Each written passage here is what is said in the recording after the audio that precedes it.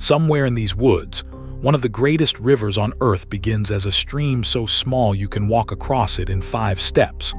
The Mississippi drains water from 31 states, floats barges past New Orleans, and built half the cities of the American heartland.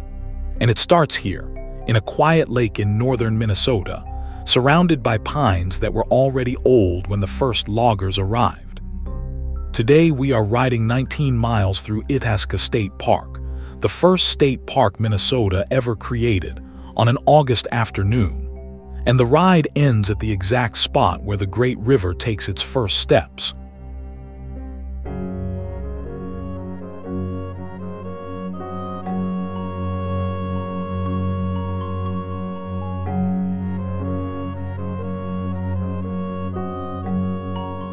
Itasca State Park sits in the forested lake country of northern Minnesota, about 200 miles northwest of Minneapolis, where the counties of Clearwater, Hubbard, and Becker come together. The park protects more than 32,000 acres, which makes it one of the largest state parks in Minnesota. Scattered across that land are well over 100 lakes, left behind by glaciers, covering roughly 3,000 acres between them. At the center of it all lies Lake Itasca itself, a narrow, branching lake about 1,200 acres in size. On the map it looks unremarkable. In the story of North America, it is one of the most important lakes on the continent.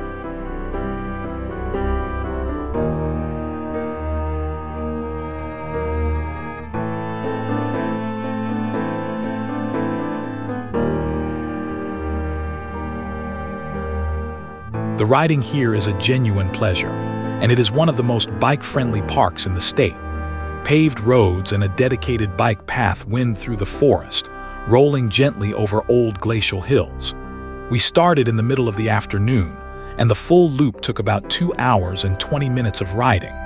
The forest closes in overhead in long green corridors, then opens suddenly to flashes of blue water between the trunks. August is prime season here, warm and bright, with the smell of pine resin in the air.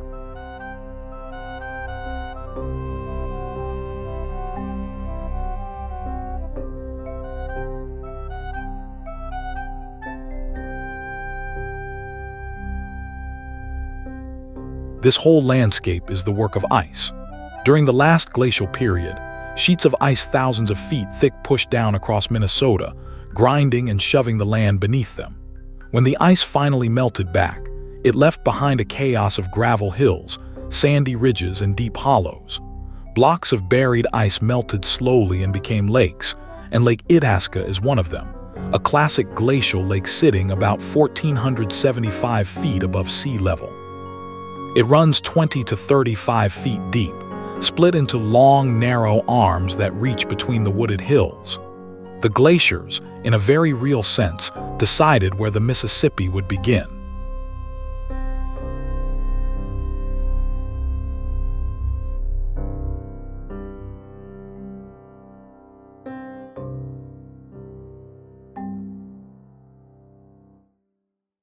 The route traces the shore of Lake Itasca for long stretches, and this is where the ride starts to feel special. The lake keeps appearing on one side, calm and glittering, framed by pine trunks. Somewhere out there, water is quietly gathering, seeping from springs and small feeder streams into the lake basin. Every pedal stroke along this shore follows water that is about to become the most famous river in America. It is a strange and wonderful thing to ride beside.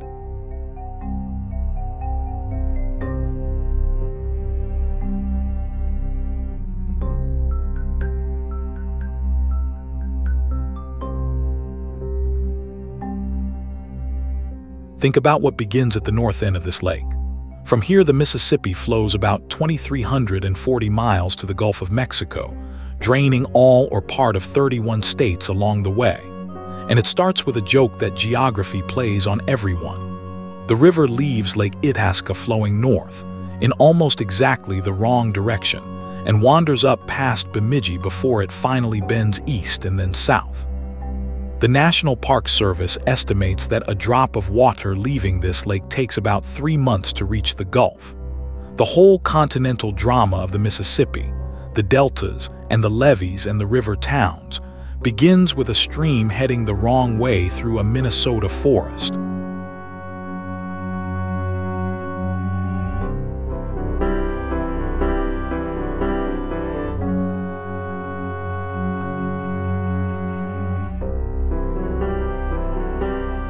The path swings away from the lake and into deeper forest, and the riding turns playful. Small climbs, quick descents, curves that pull you around stands of birch and pine. This is old moraine country, so the trail is never flat for long, but nothing here is steep enough to hurt. It is the kind of riding where you settle into a rhythm and let the forest slide past. And as we ride, it is worth telling the story of how anyone figured out that this lake, of all the lakes in Minnesota, was the true source.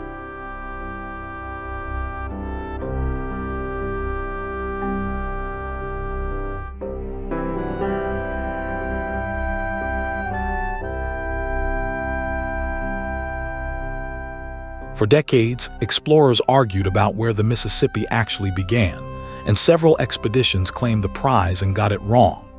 The question was settled in 1832, and the credit belongs to two men. Henry Schoolcraft was a government agent and geographer determined to find the true head of the river. But it was his guide, an Ojibwe leader named Osawandib, who actually knew the way and who led the expedition across the watershed to the shore of this lake.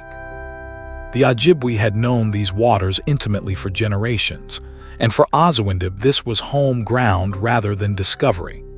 On July 13, 1832, the party reached the lake, and the long search was over.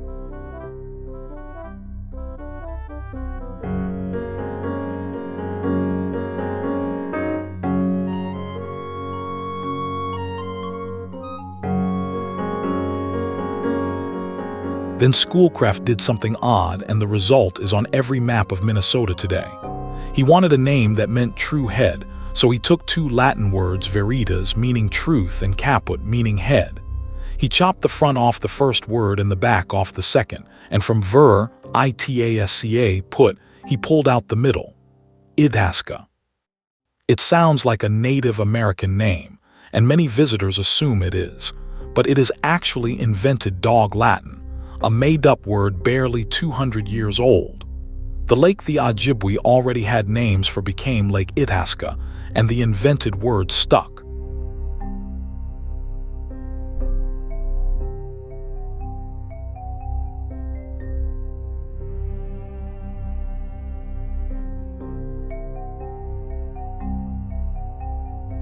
Watch the forest change as we ride.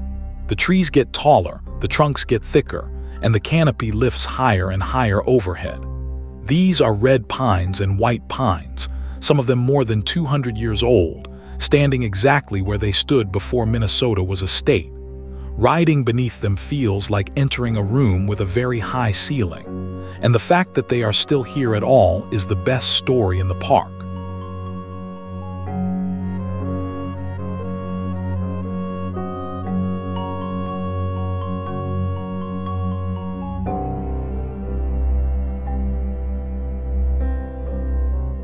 Itasca protects some of the last virgin pine forest in Minnesota, trees that have never been logged.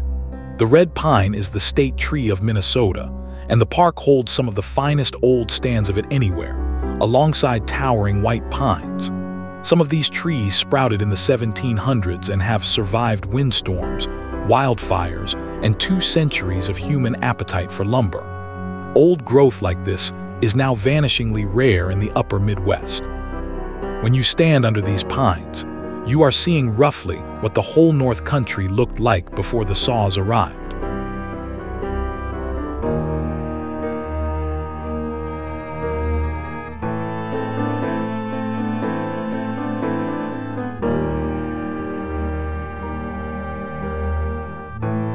This stretch runs through the wildest corner of the park, along the route of Wilderness Drive, the loop that circles the Great Pine Sanctuary. Cars share this road, but on an afternoon like this, it belongs mostly to bikes and silence. The federal government recognized what survives here, designating the Itasca Natural Area a National Natural Landmark in 1965. Off to the sides, the forest floor rolls away into shadow under trees that predate the United States Constitution. It is the closest thing Minnesota has to a cathedral.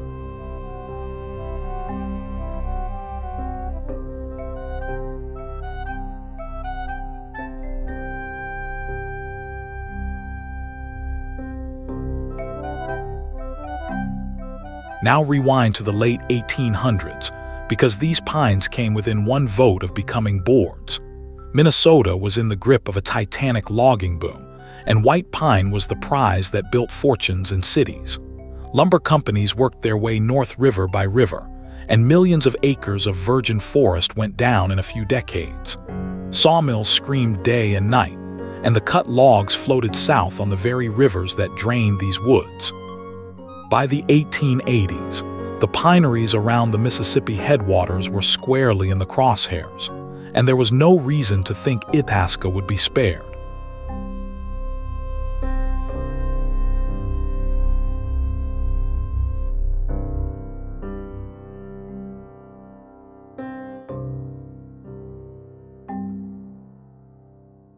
The man who stood in the way was Jacob Brower, a land surveyor, historian, and self-taught scientist. Brower came to the headwaters to settle lingering scientific arguments about the source of the Mississippi, and he mapped the Itasca Basin in obsessive detail. But while he surveyed, he watched the logging frontier advancing, and he understood exactly what was coming for the pines around the lake. He became convinced that the birthplace of the great river had to be preserved, whole, for the public. He spent years lobbying, writing, and pleading with the Minnesota legislature to act before the timber companies got there first.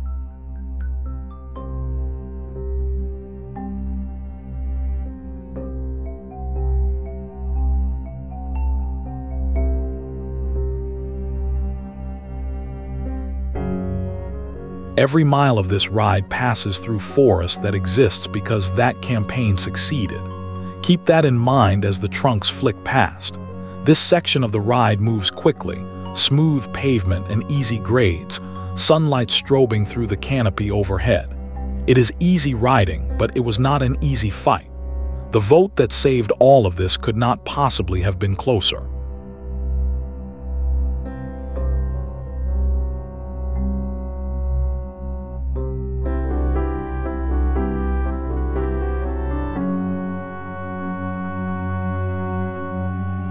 On April 20th, 1891, the Minnesota legislature voted on the bill to create Itasca State Park.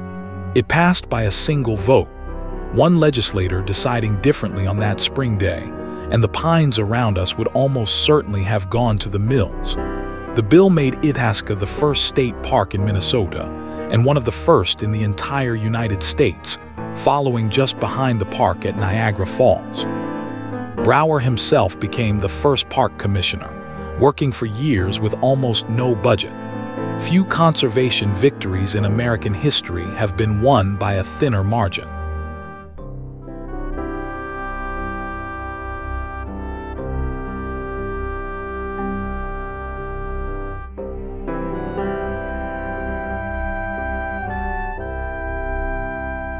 The reward for that single vote is everywhere on this ride.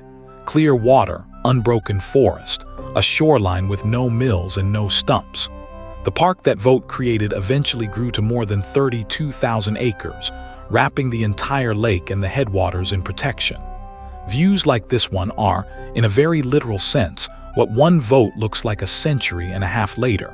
We keep rolling north because the story was not finished in 1891.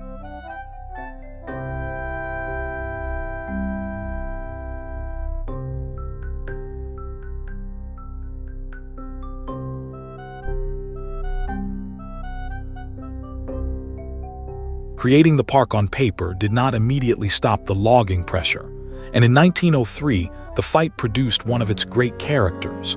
Mary Gibbs was 24 years old when she became the park commissioner, taking over the post after her father died in office. A lumber company had built a dam at the outlet of the lake, and their operations threatened to flood and damage the shoreline and the pines along it. Gibbs confronted the company men directly and asserted the right of the state to protect the headwaters, standing her ground despite threats. Today, the visitor center at the headwaters carries her name, and she is remembered as a pioneering woman of the American conservation movement.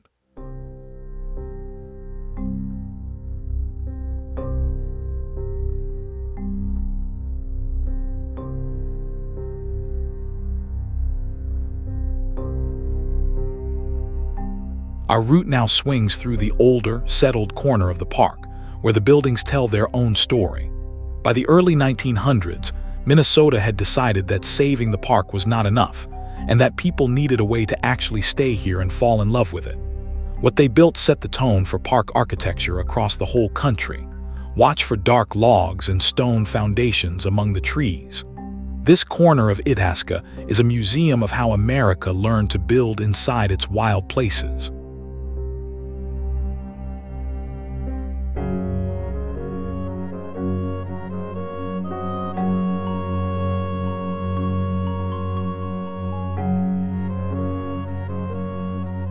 The centerpiece is Douglas Lodge, finished in 1905 and still serving guests today. It was built from massive local logs in what became known as the rustic style, architecture meant to look like it grew out of the forest around it. Douglas Lodge was the first building of that style here, and it is the oldest surviving building in the park. From its porch, generations of travelers have looked down through the pines to the lake. The park kept building in that spirit over a 37-year stretch, from 1905 to 1942, and the result is one of the finest collections of rustic park buildings in the Midwest.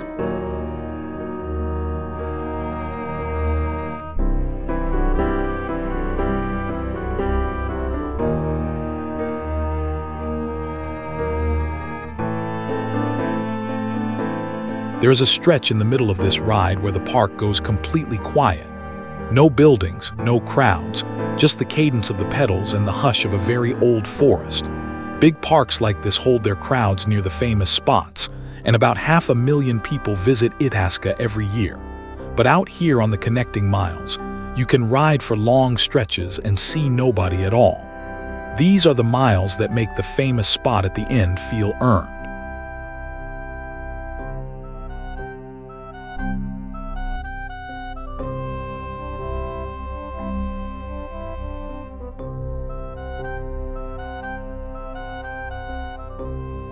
Much of the park you see today was physically built in the 1930s by young men of the Civilian Conservation Corps. During the Great Depression, CCC camps operated here at Itasca, alongside crews from the Works Progress Administration. They cut trails, raised log buildings, fought fires and planted trees, earning $1 a day and sending most of it home to their families. Their stonework and timber craftsmanship still anchor the park nearly a century later. Almost every state park in Minnesota carries their fingerprints, and Itasca, the flagship, got some of their finest work.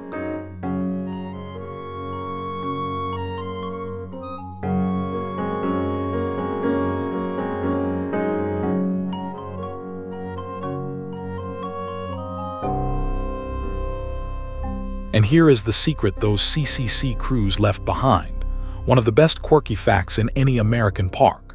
The famous headwaters you are about to see is partly a stage set. In its natural state, the outlet of Lake Itasca was a muddy, swampy tangle, and visitors sank to their knees trying to find the exact spot where the river began. So in the 1930s, the crews drained the swamp, dug a clean new channel, and installed a line of boulders across the outlet as man-made rapids. The river is absolutely real, but the crisp, photogenic first few feet of it were landscaped.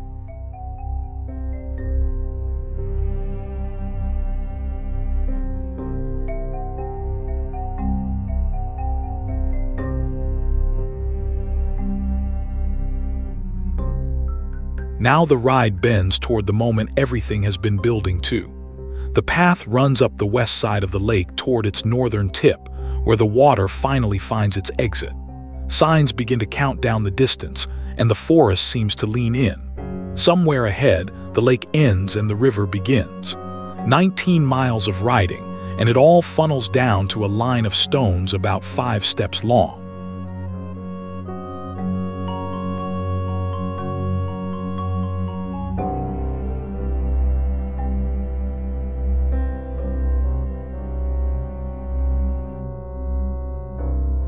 At the outlet stands one of the most photographed wooden signs in America.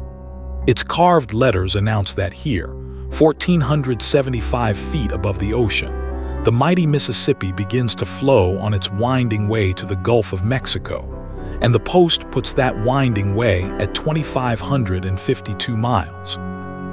Modern surveys actually measure the river shorter, closer to 2,340 miles, partly because the lower river has been straightened and has cut off its own meanders over the years. The Mississippi, in other words, has shrunk since the sign was carved. Nobody has any intention of correcting the post. Some numbers become history in their own right.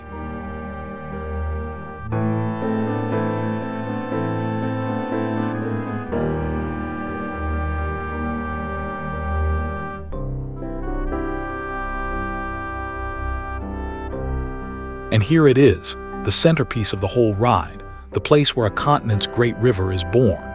The water slides out of Lake Itasca clear and shin-deep, chattering over the line of boulders. You can walk across the Mississippi River here, stone to stone, in a few unhurried steps, and on a summer day there is usually a line of people doing exactly that, laughing, wobbling, and waiting. It may be the only place on Earth where crossing the Mississippi is a children's game. 1,500 miles downstream, this water will carry ocean freighters. Here, it would barely float a paper boat.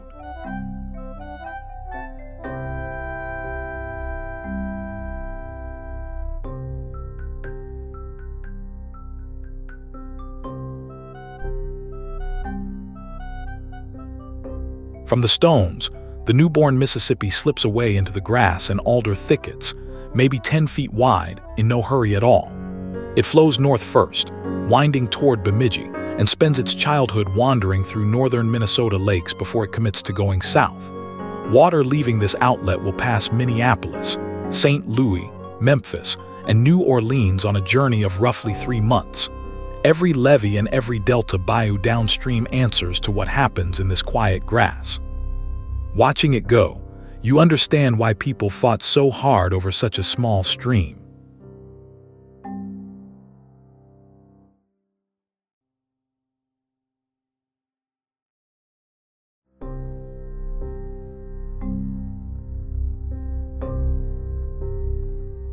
It is hard to leave the headwaters, but the loop pulls us onward through the northern reaches of the park.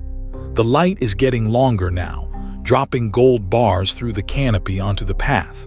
The ride home from a place like that has a different flavor, quieter, a little reflective. But Itasca is not done with us yet. 2 of its finest sights are still ahead.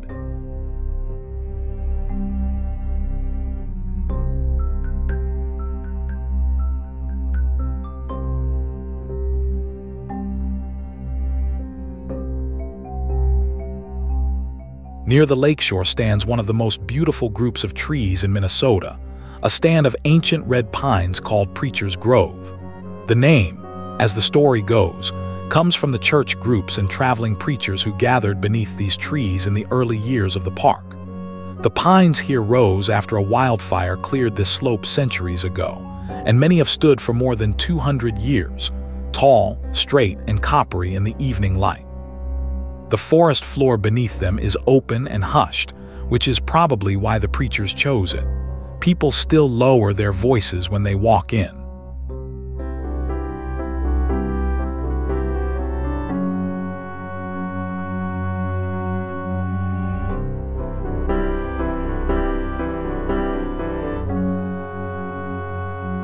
Two more landmarks round out the story of this park. Deep in the forest stands the Ayton Heights Fire Tower, 100 feet of steel that visitors can still climb for a view over an unbroken ocean of green. And on the east arm of the lake sits the Itasca Biological Station, founded in 1909, one of the oldest inland field research stations in the United States. For over a century, students and scientists have come here every summer to study these lakes and forests. The park that was saved by one vote became, quite literally, a classroom for the nation.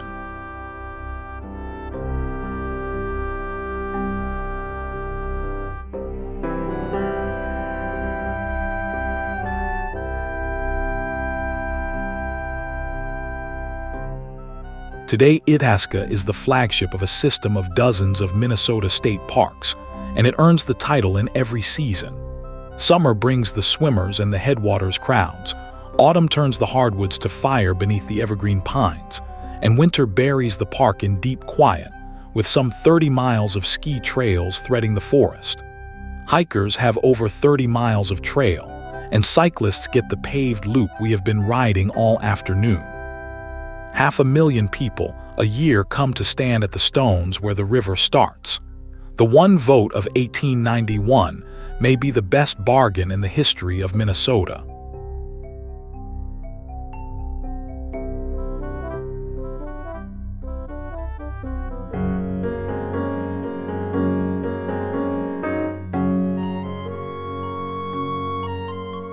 The loop closes the way it began, with easy pedaling under very old trees. 19 miles around a lake that turned out to be one of the most important places on the continent. We rode through a glacier's leftovers, past pines that outlived the logging boom by one vote, and across a river that will travel 2,300 miles farther than we did today. That is Itasca, the true head, a made-up name for a very real beginning, and the park is waiting whenever you want to stand on those stones yourself. Thank you for watching. Follow for more of the trails of the world.